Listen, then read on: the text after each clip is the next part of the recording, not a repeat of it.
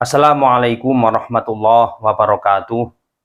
Bismillah, alhamdulillah, wassalatu wassalamu ala rasulillah, wa ala alihi wa sahbihi wa mawalah. Allahumma sholli ala Muhammad wa ala ali Muhammad. Saudaraku sekalian dimanapun kita berada, semoga kita semua selalu dalam lindungan Allah subhanahu wa ta'ala. Dimurahkan rezeki kita, dimudahkan segala urusan kita, dijauhkan dari penyakit, musibah, dan seluruh mara bahaya. Kita selalu dijadikan orang yang beruntung dimanapun dan kapanpun kita berada. Pada kesempatan kali ini saya akan membahas antara keutamaan ahli ilmi dan keutamaan nasab atau garis keturunan. Ini bermula dari salah satu oknum penceramah dari keturunan Ba'alawi yang menyatakan statement ekstrim, mengatakan sesuatu yang mungkin aneh bagi kalangan ilmuwan atau kalangan ulama. Misalkan ada salah satu ucapan seperti ini: belajar kepada satu habib itu lebih utama daripada belajar kepada 70 ulama atau kiai. Dan ternyata teman-teman, setelah kita telisik, setelah kita teliti, setelah kita telaah, dalil ini sama sekali tidak ada. Artinya dalil ini dibuat-buat oleh oknum tertentu, khususnya dari kaum Ba'alawi. Teman-teman sekalian, saya di sini berbicara tentang data dan berbicara tentang ilmu. Jadi, teman-teman sekalian, ketika berkomentar, tolong jaga ucapan Anda atau kalimat Anda saat berkomentar. Mari kita berpikir jernih, mari kita berpikir objektif tanpa bertendensi pada fanatik berlebihan atau yang biasa disebut dengan istilah ta'assub. Ta'assub itu fanatik terhadap seseorang atau klan atau kelompok tertentu sehingga membutakan kita atas kebenaran.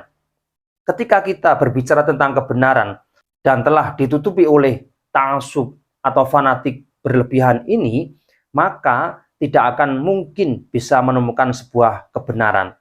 Dan di sini saya akan berbicara tentang kebenaran melalui dasar ilmu, bukan dasar subjektivitas atau pandangan pribadi saya.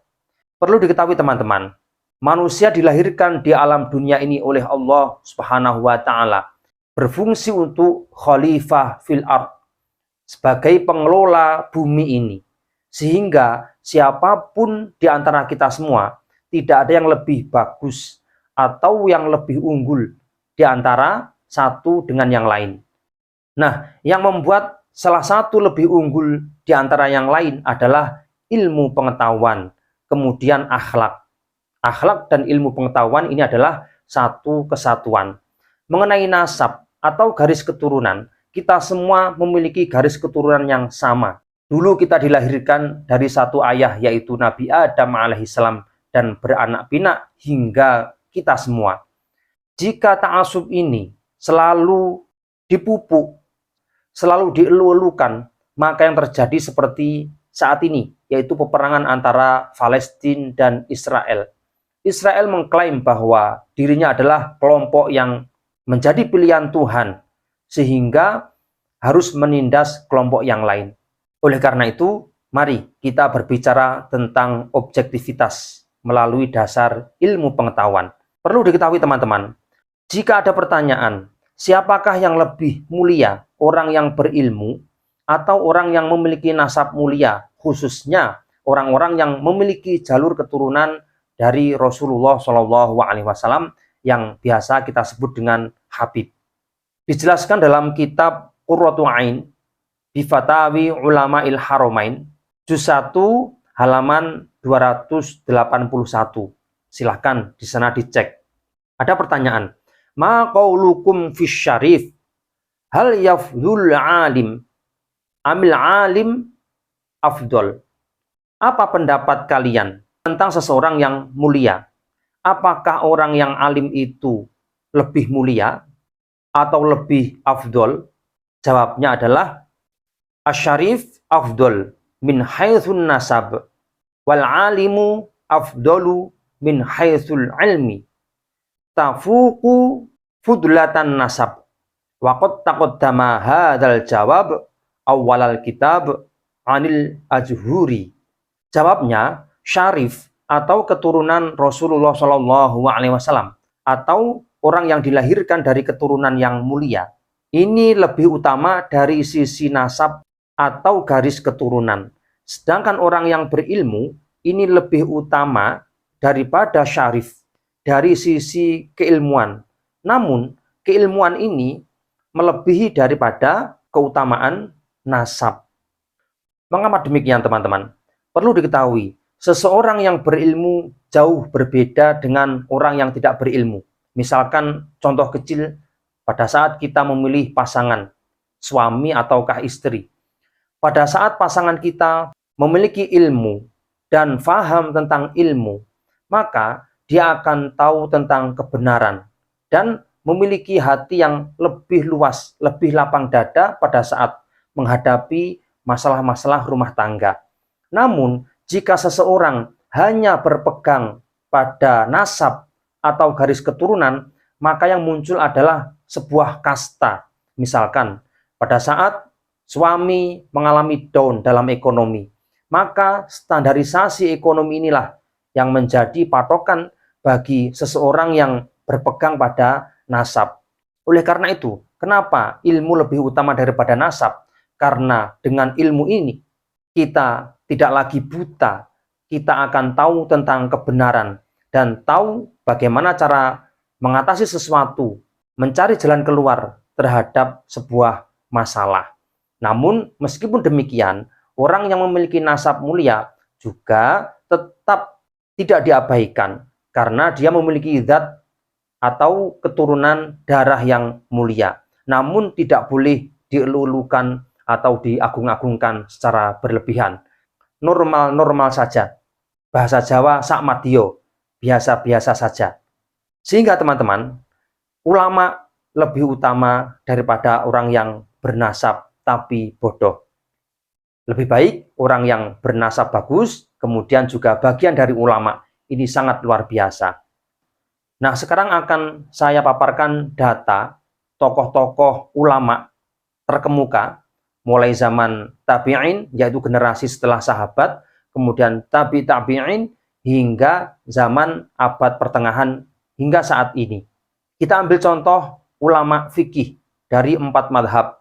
Dari madhab Hanafi, kemudian madhab Maliki, madhab Syafi'i, dan madhab Hambali. Yang pertama, Abu Hanifah. Nama aslinya adalah An-Nu'man Taimillah bin Sa'labah. Beliau adalah bangsa Persia, bukan orang Arab, sehingga bukan keturunan Rasulullah Shallallahu Alaihi Wasallam. Kemudian yang kedua, Imam Malik, generasi berikutnya. Nama aslinya yaitu Malik bin Anas bin Malik bin Amr bin Al-Haris, dan ayah beliau bukanlah seorang ulama atau seorang tokoh agama.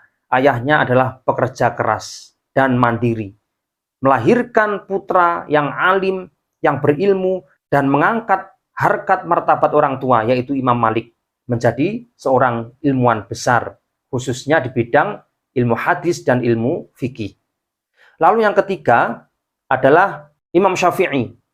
Nama aslinya yaitu Syafi'i bin Idris bin Abbas bin Abdul Yazid bin Hisham bin Muthalib bin Abdul Manaf. Dari sisi jalur, beliau juga masih keluarga Rasulullah, tapi bukan dari kalangan habaib, karena tidak lahir dari garis keturunan Hasan dan Husain.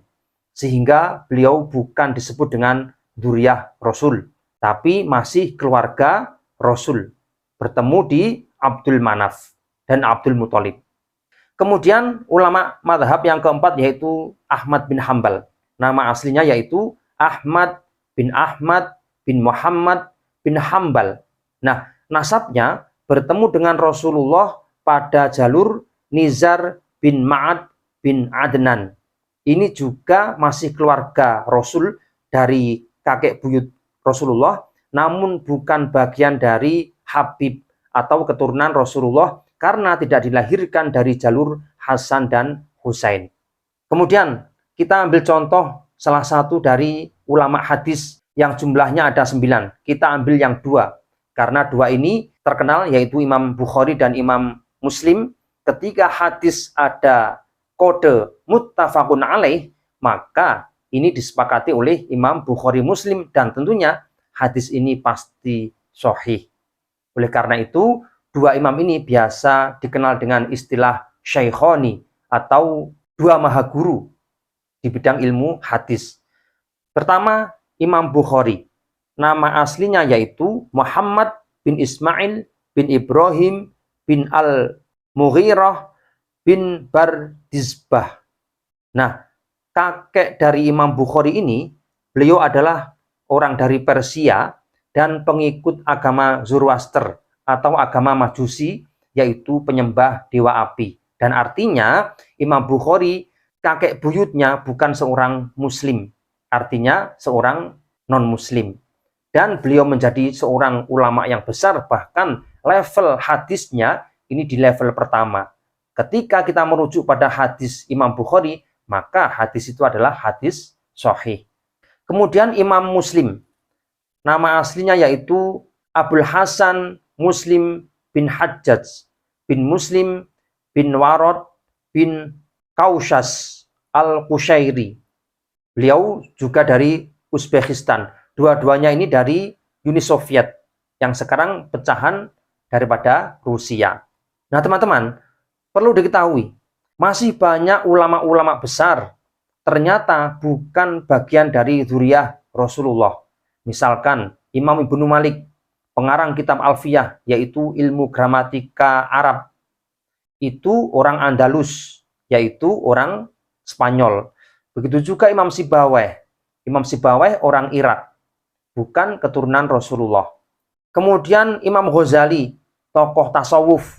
Imam Qushairi, ini juga bukan keturunan dari Rasulullah Shallallahu Alaihi Wasallam, apalagi dari Ba'alawi. Sehingga perlu difahami teman-teman, ulama besar di muka bumi ini yang memajukan dunia keilmuan hingga mencapai puncak peradaban ternyata bukan dari keturunan Rasulullah Shallallahu Alaihi Wasallam, apalagi keturunan dari kelompok Ba'alawi. Ini perlu difahami teman-teman. Kita tidak diperbolehkan ta'asub. Boleh kita menjadi muhibbin atau mencintai salah satu keturunan Rasulullah, tapi tidak boleh cinta buta, karena ini akan berbahaya, akan kembali di masa jahiliyah dulu, karena ada hal-hal yang berbahaya berkaitan dengan akidah kita. Mengapa putra-putra laki-laki Rasulullah wafat sejak kecil? Ternyata salah satu hikmahnya adalah supaya tidak dikultuskan secara berlebihan oleh masyarakat. Sebagaimana Sayyid Husain yang dikultuskan oleh masyarakat, oleh kaum Syiah, ini sangat berbahaya, tentunya berkaitan dengan akidah kita.